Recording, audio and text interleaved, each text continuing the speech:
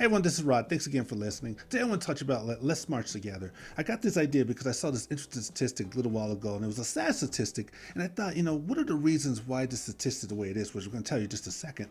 And one of the reasons I came up with, we got to march together. Let's march together. So anyway, the statistic is that among a certain community, 60% of the middle class is the middle class, and 60% of the middle class, their siblings don't do as well as them or don't even make it to the middle class. And I thought that was just a staggering statistic. I'm like how could that be?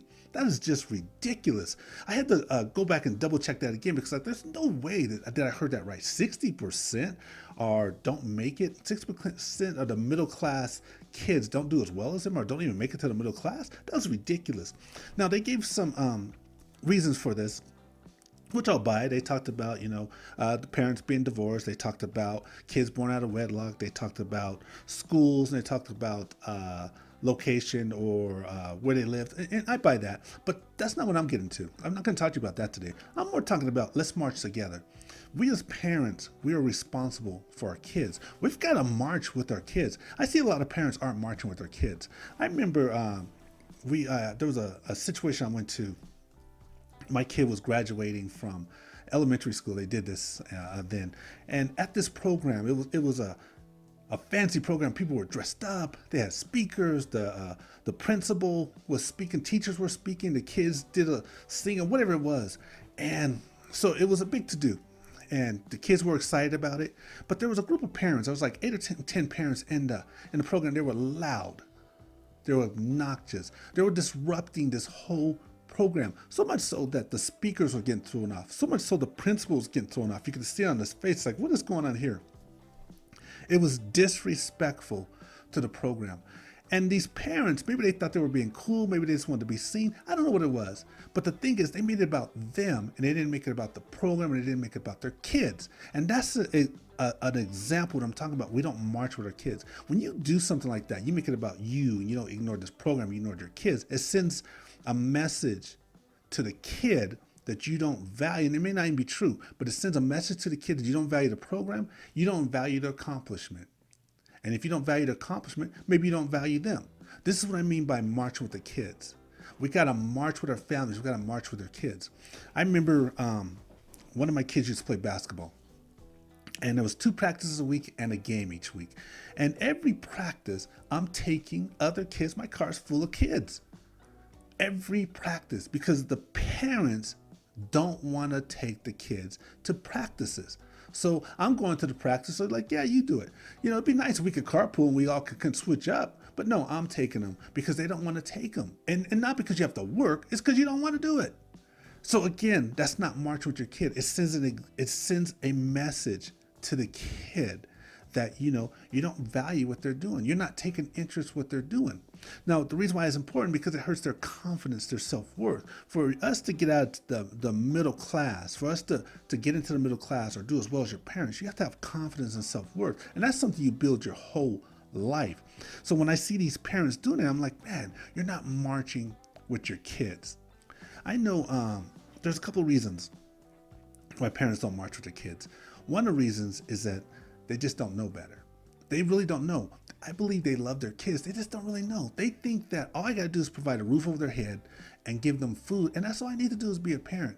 But it's not enough. If you want your kids to be successful, if you want your kids to make it to the middle class or do as well as you've got to be more than just a provider. You got to be conscious all the time, the example that you're setting for your kid because your kid's watching you. So the parents don't really, the parents that I see, they're not aware of the impact that they have with their kids. Another thing I see parents do where they mess up is that when their kids turn about 17 or 18 years old, they're eager to push them out of the house. And the thing is, a lot of times these kids are 17, 18 years old, they're not ready to be pushed out of the house. They're not sure what they're going to do, and they still need support and guidance from parents, and they're just not ready. But the parents, it doesn't matter to them. They're like, you turned this age, you've got to go.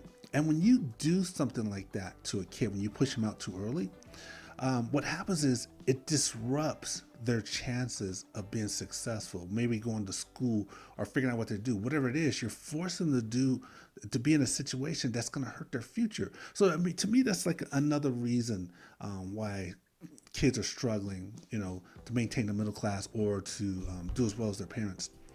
You know, Last reason though, unknowingly parents aren't a resource for their kids. For kids to do well, and especially when you got all the stuff that's going on in the world, society, these things, whatever it is, kids need a resource. They need a role model. They need somebody they can rely on in their families, like their parents. And a lot of times, I'll see parents, they're not a resource for their kids.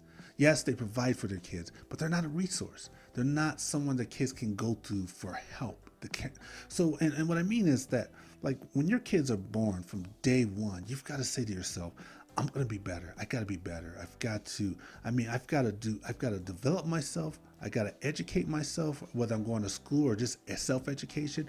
I've got to take chances, live my life. I've got to set the example. Whatever it is, you've got to be better. You've got to go through something. You've got to read something. You got to know something so you can be a resource for your kid. Through their life, they're going to go through things and experiences, things that you've already been through, things that you have an insight on that you can help them to get better. And so many times my kids will come to me and I have a knowing. I'm a resource. I can help them because I've been through things. I've taken chances. I've educated myself, whether it's self-education or got an education. So I have this idea of what to do. Even as a grown man, I have resources. My parents are my resources. I go to my parents for their advice or for their input because I trust their input because they've been through things. They've sacrificed. They've grown. They stretch. They're great role models, not only for me, but they're role models for their grandkids, my kids. So not only am I a resource for my kids, but their grandparents are a resource for the kids. So we got all these people, my kids, me, my parents, and we're all marching together. We're helping each other. We're a resource for each other. There's this saying that, have you ever been on an airplane?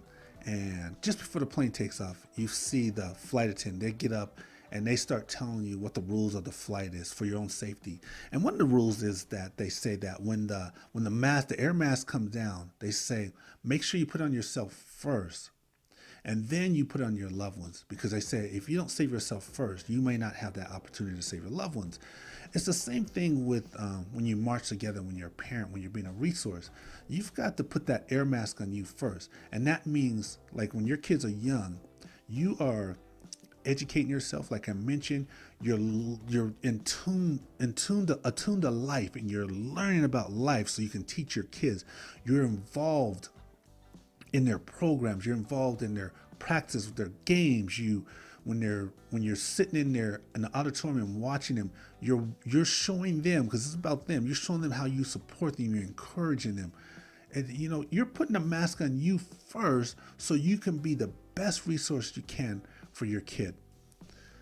So I hope that makes sense. And I want to thank you all again for listening, and I'll talk to you soon.